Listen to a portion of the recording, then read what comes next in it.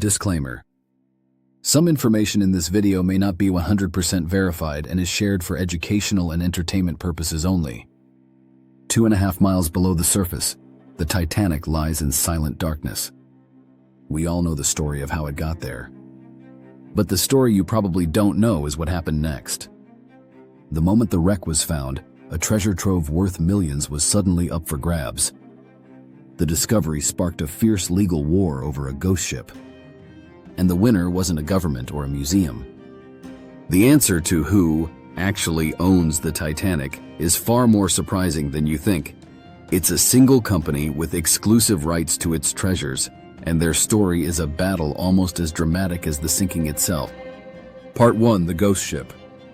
When the RMS Titanic plunged beneath the waves of the North Atlantic on April 15, 1912, it took more than 1,500 souls with it. In that moment, it stopped being a ship and became a tomb. For the world, it was a horrifying tragedy and a brutal lesson in hubris. For its owners, the White Star Line, it was a total loss. When their parent company was eventually sold to a rival, Cunard Line, the Titanic wasn't even part of the deal. It was a wreck considered lost forever, a ghost already fading into legend. And legally, it was in total limbo. For the next 73 years, the Titanic felt more like a myth than a real place. It rested somewhere so deep, so dark, and so remote that finding it was considered an impossible dream. The technology just didn't exist. This long silence only made the legend grow. It wasn't just a shipwreck, it was a lost world, a time capsule from the Edwardian era, which people imagined was perfectly preserved in the crushing blackness of the abyss. Then, on September 1, 1985, everything changed. A joint French-American expedition led by Dr. Robert Ballard and Jean-Louis Michel finally found it. The impossible had been done. The ghost had been located. And in that one moment, a question that had been purely academic for decades suddenly became intensely, urgently real. Now that it's been found, who does it belong to? Ballard, an oceanographer with a deep respect for history, was firm. He saw the wreck as a gravesite, a memorial that should be left completely undisturbed. He famously said the site should be treated with the same reverence as the battlefields of Gettysburg. His mission was one of science and remembrance, not treasure hunting. He took photographs, documented the state of the wreck, and left a plaque to remember the victims. He believed his discovery should end the search, not start a gold rush. He was wrong. The discovery of the Titanic was like firing a starting pistol for a race nobody was ready for. The wreck lay in international waters, about 350 nautical miles off the coast of Newfoundland, Canada, putting it beyond the jurisdiction of any one country. This created a mind-bending legal vacuum. It wasn't a military vessel, which would have given it sovereign immunity and kept it the property of its home nation forever. It was a commercial liner. In the cold eyes of the law, it was abandoned property. A ghost ship, free for the taking. This is where the story shifts from a historical tragedy to a complex legal drama built around a principle as old as sailing itself: maritime law, also known as Admiralty Law. For centuries, this body of law has governed disputes on the high seas. And it has a fascinating concept called the law of salvage. Put simply, salvage law is a finder's keeper's rule for the ocean, but with a big twist. If a ship is in danger or already wrecked, anyone who salvages it, meaning they recover the ship or its cargo, is entitled to a generous reward from the property's owner. But what happens if the owner, like the White Star Line, is basically gone? What if the property is considered abandoned? In that case, under some interpretations of the law, the person who salvages the goods could claim not just airward, but ownership of whatever they recover. When news of Ballard's discovery flashed across the globe, it wasn't just historians who took notice.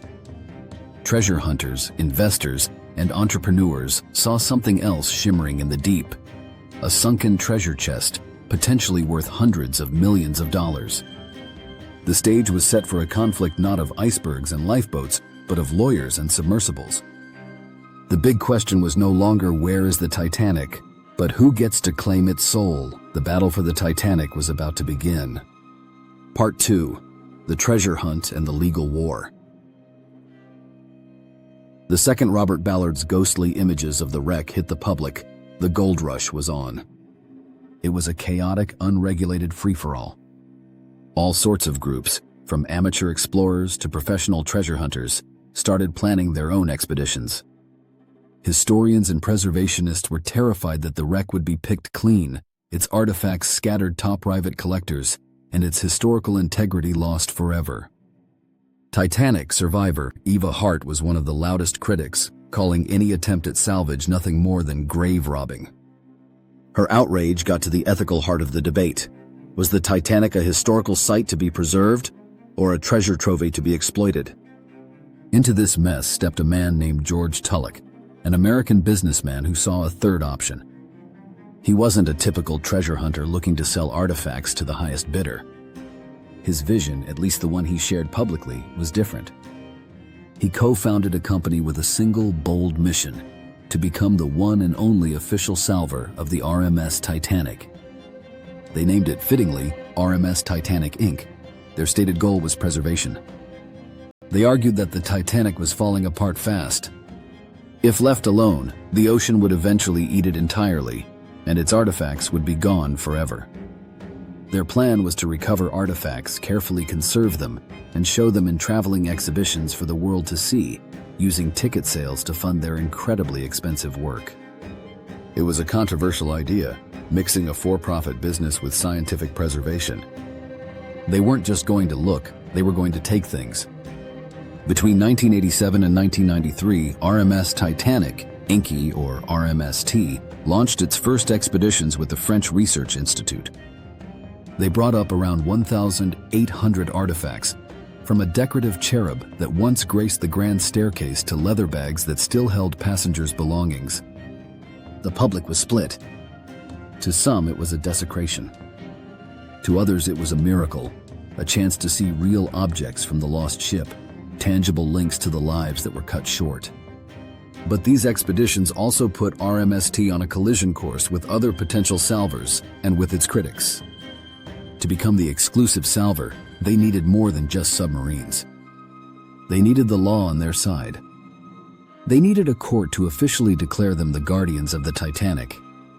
This is where the battle moved from the North Atlantic to a federal courthouse in Norfolk, Virginia. It might seem strange that a Virginia court could have a say over a British ship in international waters. But under Admiralty Law, jurisdiction can be established wherever the salvaged items are first brought ashore. RMST strategically brought its artifacts to Virginia, and in 1994, they filed a case asking the court to grant them a special, powerful status: Salvor-in-possession. Now, this is a key point. Salvor-in-possession is not the same as ownership. It's a legal tool designed to prevent the exact kind of free-for-all that was threatening the Titanic. When a court grants this status, it's essentially saying, you and only you have the right to salvage this wreck. Everyone else, back off. In return, the salvor has a legal duty to act responsibly, document their work, preserve the artifacts, and respect the site's history. It doesn't mean others can't visit or photograph the wreck, but it means only the designated salvor can recover items.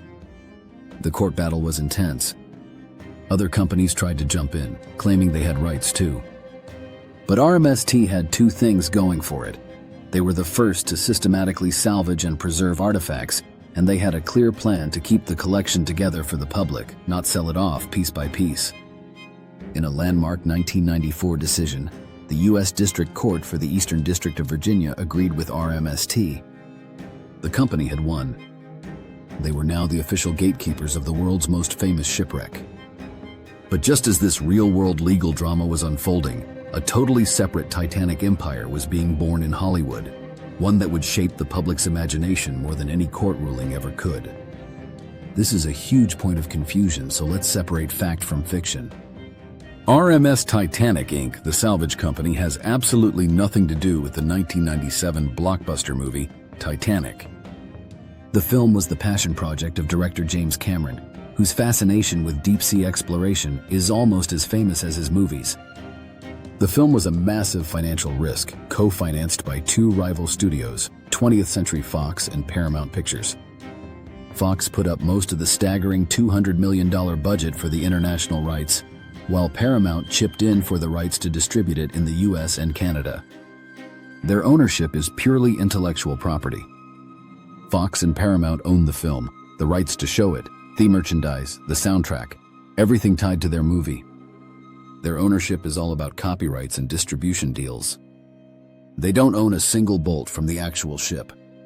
RMS T, on the other hand, was awarded title to the physical artifacts recovered from 2.5 miles beneath the ocean.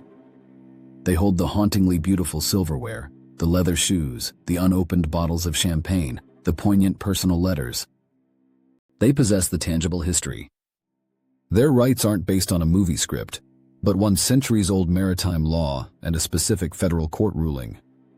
So, while James Cameron was building a full-scale replica of the ship in a giant tank in Mexico, George Tulloch and RMS T were fighting a real-life legal war to control the actual wreck.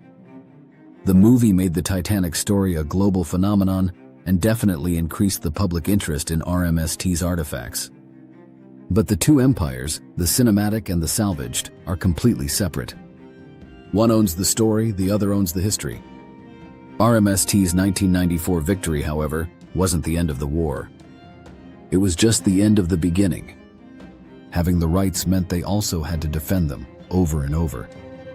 And they had to navigate the even trickier waters of public opinion and, eventually, international politics. They were the guardians, but what that guardianship truly meant was a question that would lead to even more conflict. If you're finding this legal drama as fascinating as the sinking itself, now would be a great time to subscribe to the channel. We go deep into historical mysteries like this every week, and hitting that subscribe button ensures you won't miss the next journey into the unknown. Part 3: The Shocking Owner and the Ongoing Battle. So, after all this, who actually owns the Titanic? The answer is simple, but the details are what's truly shocking. After all the legal battles, no one owns the Titanic shipwreck itself. It remains a ghost, a submerged memorial in the dark. What the courts granted RMS Titanic Inc. was something different, but in some ways even more powerful: the title of Salvor-in-possession. This legal status is the real answer to our question. RMS T doesn't own the ship, but it has the exclusive right to salvage it. Crucially, it owns nearly all of the 5,500 artifacts it has brought to the surface. U.S. courts awarded them the title, though the ownership of some items recovered early on with a French team remained a legal tangle for years. Every teacup, every piece of sheet music, every porthole you see in an exhibition is their property. However, this power came with very strict rules. The court, especially Judge Rebecca Beach Smith, made it clear this wasn't finders keepers. She viewed the Titanic as an international treasure that needed protection. As a result, RMS T was bound by a key rule: the artifact collection could never be broken up and sold off individually. It had to be maintained as a single, unified collection for the public. RMS T could profit from exhibiting the artifacts, but they couldn't auction them off piece by piece. They were less like owners and more like court-appointed custodians of history. For years, RMS T operated this way, conducting 8 recovery expeditions between 1987 and 2010. But things started to shift. The international community grew more and more uneasy with a single for-profit company controlling such an important historical site. In 2017, that feeling became official. The US and the UK finally put an international treaty into force that designated the wreck as a memorial. It gave both governments the power to grant or deny licenses for any activity that would physically disturb it. The goal was to treat the Titanic's final resting place with sensitivity and respect. This new treaty set the stage for another conflict, this time between RMS T and the United States government itself. In 2020, RMS T announced a bold, controversial plan. They wanted to retrieve the Marconi wireless telegraph that broadcast the ship's frantic distress calls. The Marconi room was decaying, and the company argued that if they didn't act, this priceless artifact would be lost forever. Judge Smith initially approved, but the US government immediately challenged the plan, citing the new treaty. They argued that cutting into the ship's hull would violate the agreement to protect the site. The expedition was ultimately delayed by the pandemic, and the legal fight hit pause. The battle flared up again in 2023, when RMS announced a new expedition. The US government filed another legal challenge to block them. But this time, tragedy intervened. The catastrophic implosion of the OceanGate Titan submersible claimed 5 lives, including that of Paul-Henri Nargeolet, RMST's own legendary director of underwater research. In the wake of this tragedy, RMST scaled back its plans. A successful imaging expedition in the summer of 2024 revealed the sad, continuing decay of the ship, including the collapse of the iconic portside bow railing. With RMST stating it had no plans for artifact recovery in 2025, the government dropped its case, but made it clear it would fight any future plans that might disturb the wreck. As if the legal fights weren't enough, RMST faced another crisis: bankruptcy. In 2016, its parent company filed for Chapter 11. Suddenly, the worst-case scenario the courts had fought to prevent was a real possibility. Would the entire collection of 5,500 artifacts, valued at over $200 million, be sold off to the highest bidders? The court stepped in again. The proceedings were long and complex. In 2018, the entire company and all its assets, the artifacts and the salvage rights, were sold for $19.5 million to a group of investment firms. A key condition of the sale was that the new owners had to follow all the original rules. The collection had to stay together.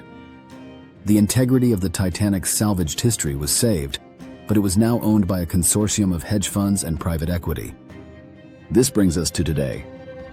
RMS Titanic Inc., under its new ownership, is still the undisputed Salvor-in-possession. Their last artifact recovery mission was in 2010. For now, any plans for further salvage are on hold, caught in a complex web of legal, financial, and ethical problems.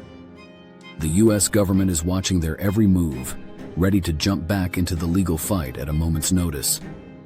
Meanwhile, the wreck itself continues its slow, inevitable decay. So the surprising answer to who owns the Titanic is Apravit for-profit company, now owned by investment funds.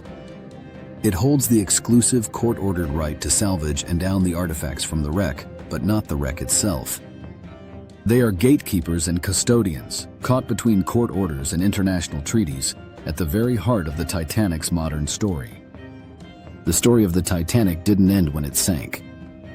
In many ways, that was just the first chapter. The second chapter, a sprawling legal war spanning decades, has taken the ship from a lost grave to a scientific marvel, a treasure trove, a courtroom battleground, and now, a protected memorial. The ultimate owner of its physical legacy isn't a government or a museum, but a private company, RMS, entrusted by the courts and now challenged by international law. Their work has allowed millions of people to connect with the ship's history through the thousands of artifacts they saved from the abyss. Still, the situation leaves us with a haunting dilemma. The law has provided an answer for who owns the Titanic's treasures, but the debate over whether the final resting place of 1,500 people should ever be a commercial enterprise will likely continue for as long as the Titanic's legend endures.